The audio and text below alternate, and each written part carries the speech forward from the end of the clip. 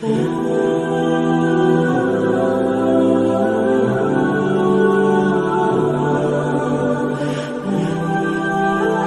a time when food has become a luxury for many families in Gaza, a hot meal means everything. It means a mother doesn't have to put her children to bed hungry. It means a father who fled his house with nothing gets to eat with dignity. It literally means everything to Gazans.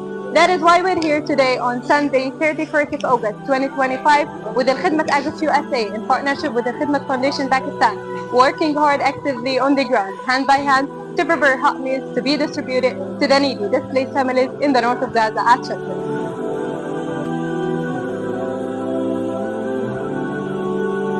In a continuation of our humanitarian effort, we've just arrived at our station for today at the Rimal area in the north of Gaza to support Gazans and to start our distribution of the hot meals to the needy displaced families here. So let's start.